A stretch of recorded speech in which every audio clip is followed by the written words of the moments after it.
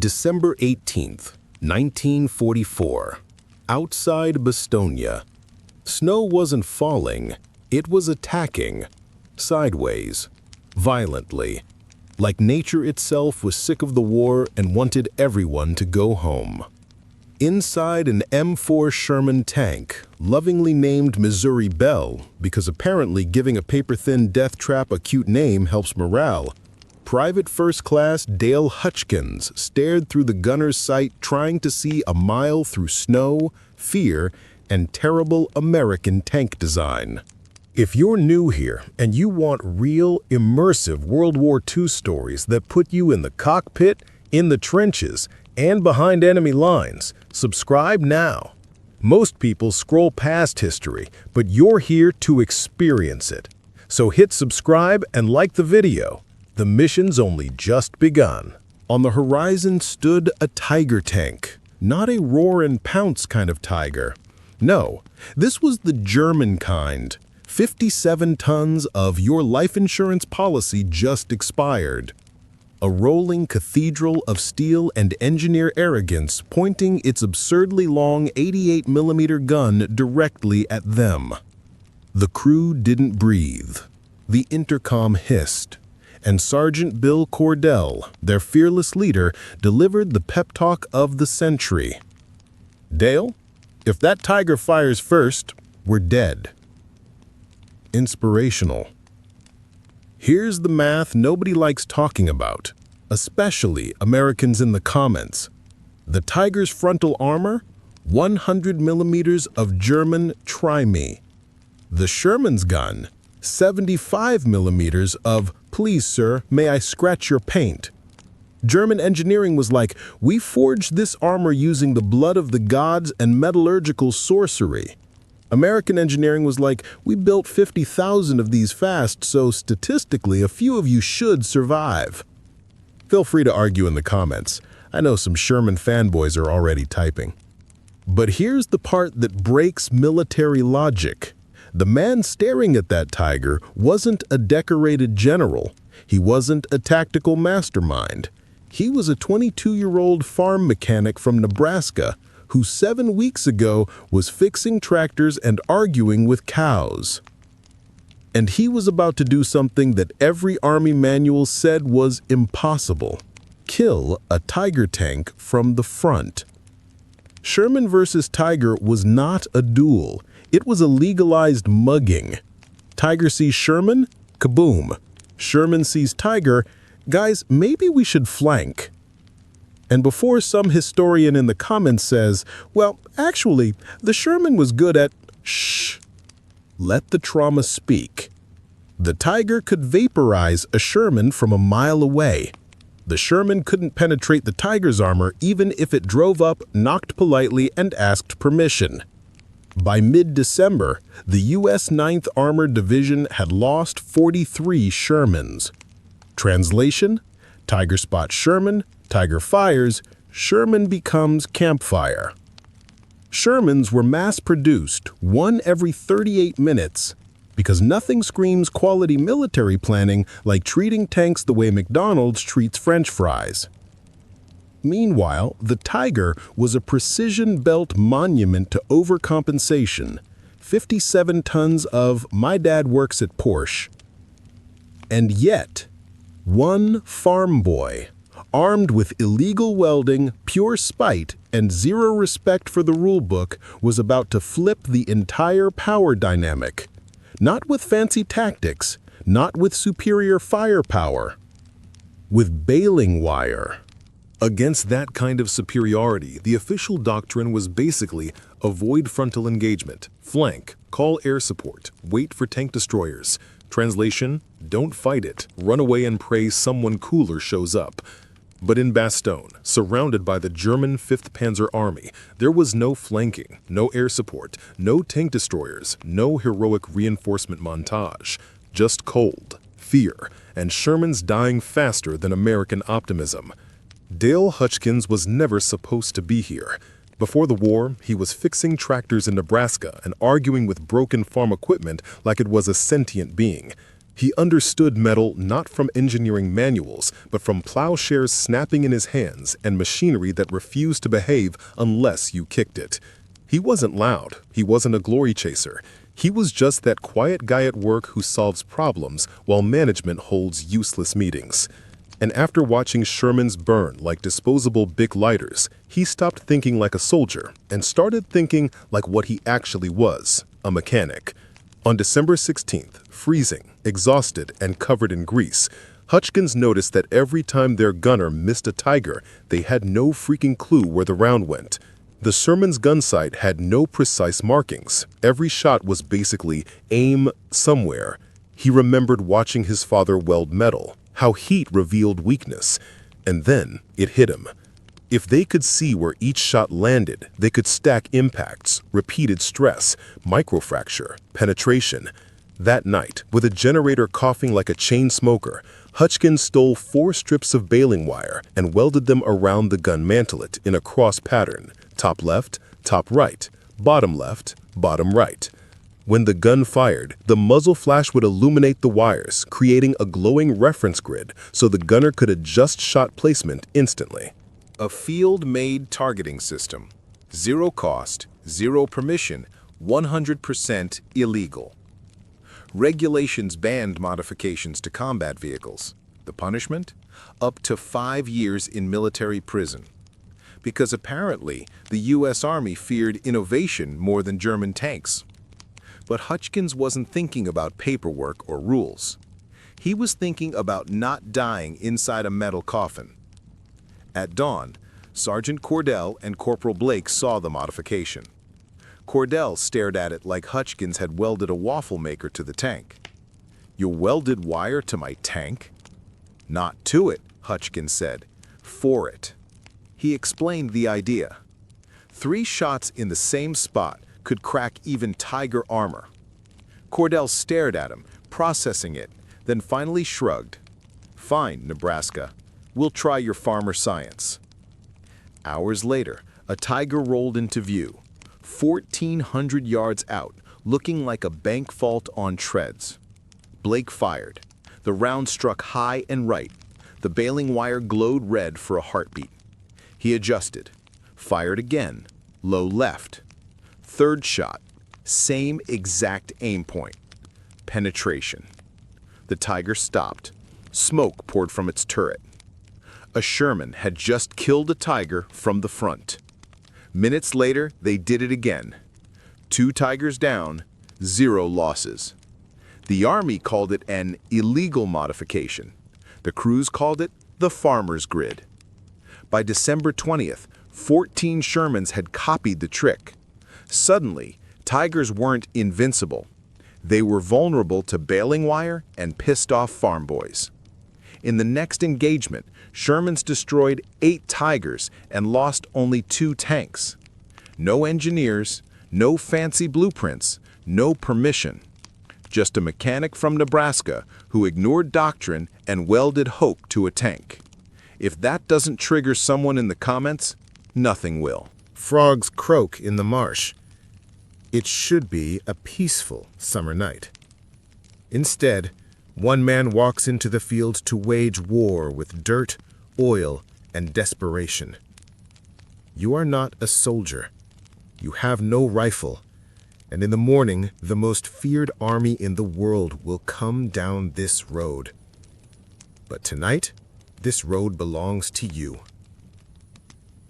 Mikhail kneels in the mud and begins to dig. Not a grave, a trap. A false shoulder to the road, disguised with branches, straw, and loose soil.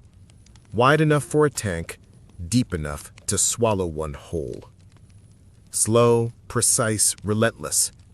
Each shovel of dirt a heartbeat. Each clod of soil an act of rebellion. Behind him, the stars watch silently. In front of him, history marches closer every second. A night for heroes? No. A night for the stubborn, the terrified, and the quietly furious. The kind of men who never make it into textbooks, but without whom empires fall. The lantern burns low. His hands bleed. The trap grows. One man versus steel. One farmer versus the Third Reich. And somewhere across the dark horizon, a tank engine growls like a waking beast. Tomorrow, the Germans will arrive. Tonight, Mikhail prepares the earth itself to fight. A shovel scrapes. A man breathes. A nation waits. Midnight settles over the countryside like a burial shroud. To the west, miles away, faint artillery thumps from the front line echo, reminders that this land has already been eaten by war. Wolves howl in the distance. Horses shift restlessly in stables. Even the wind seems to hold its breath, afraid to disturb the dirt being moved by a single pair of shaking arms. Mikhail digs like a man possessed. Every thrust of the shovel is a prayer, a curse, and a promise. Shovel, lift, dump, breathe, repeat. He glances constantly toward the tree line, not for Germans, but for neighbors. Not out of shame, because he knows what they'll say. It is hopeless. You are crazy. They will kill us all. He cannot afford doubt. Doubt kills faster than bullets.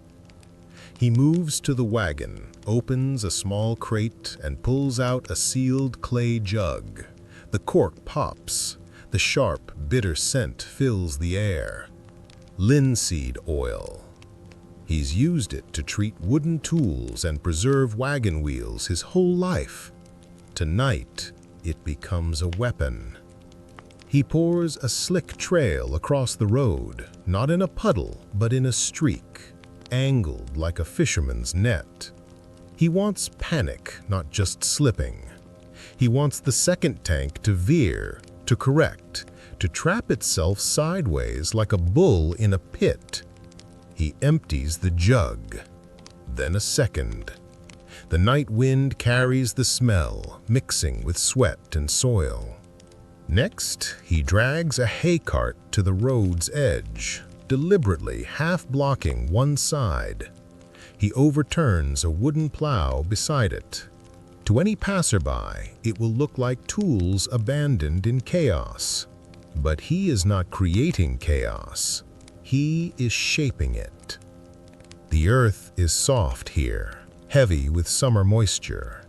A tank could skirt around the cart, yes, but only if it chooses the right angle.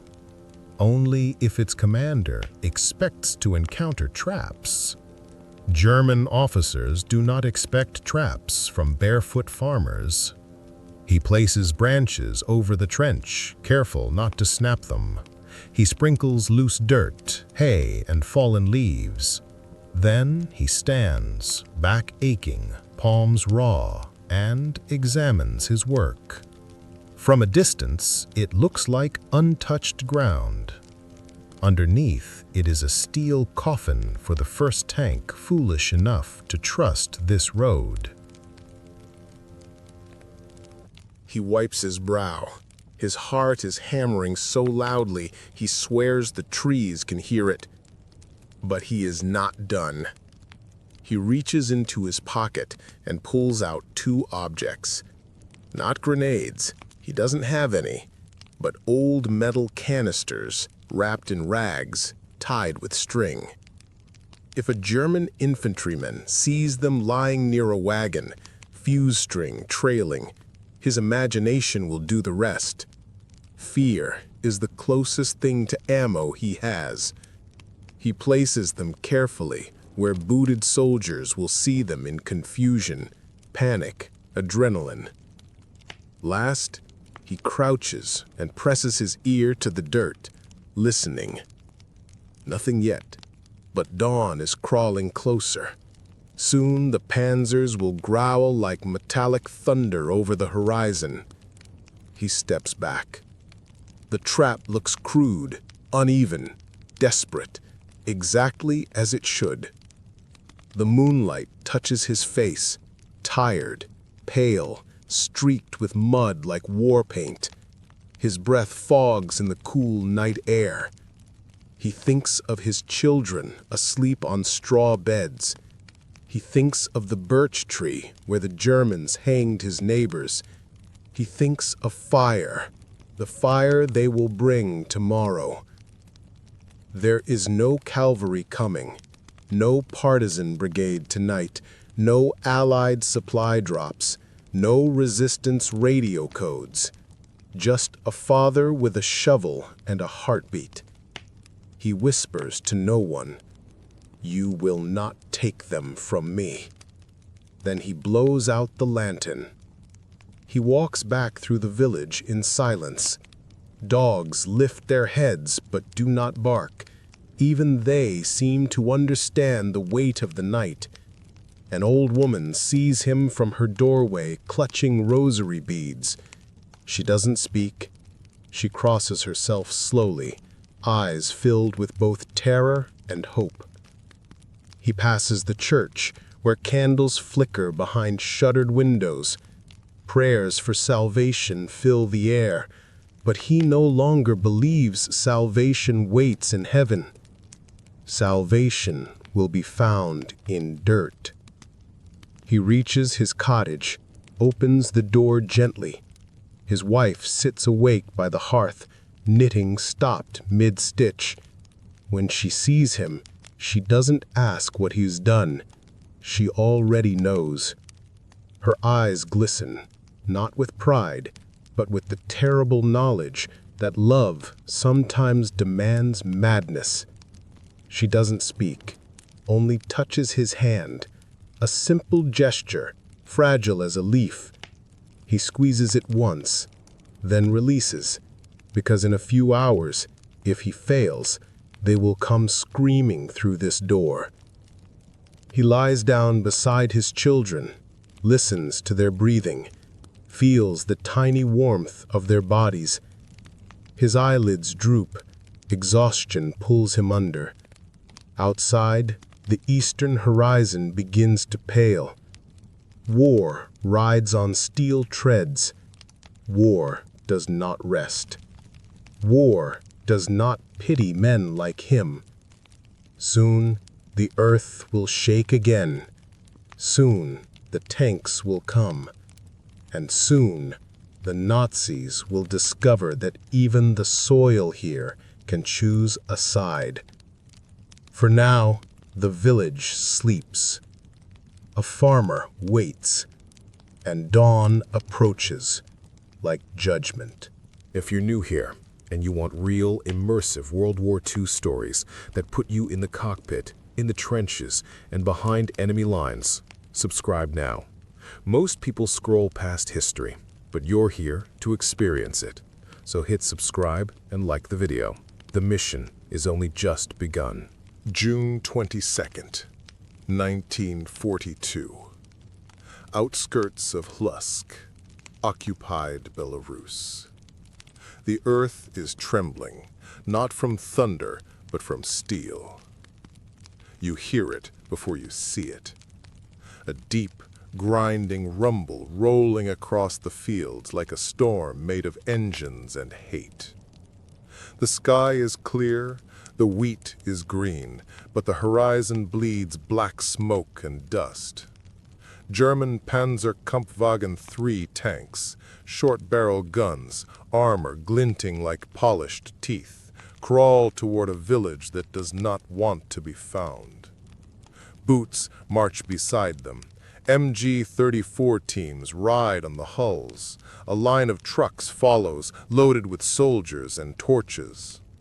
A village of 300 souls farms quietly here.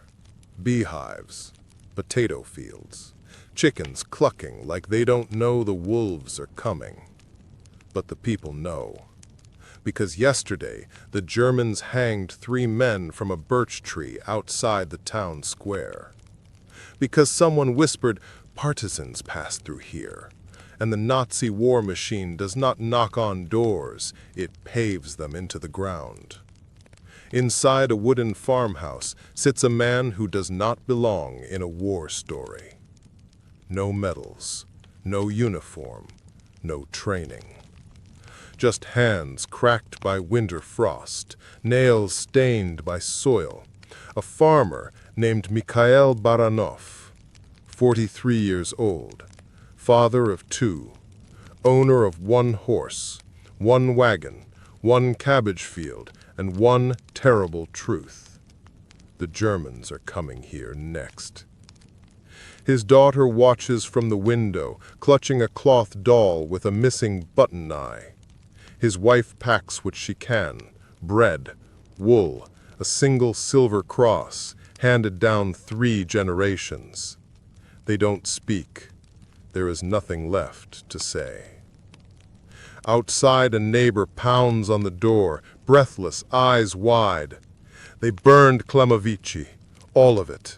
Anyone left behind, gone. They're killing for questions they already know the answers to. Mikhail looks out across his land. Golden fields, children playing yesterday, silence today. No time, no guns, no partisans here now. They moved on last week, chasing another German convoy through the woods. But the price of their courage is always paid by someone else. The radio, confiscated months ago. The local police, collaborators, worse than wolves. The men, farmers with pitchforks and prayer. The Germans do not care. Suspicion is guilt. A village is a warning.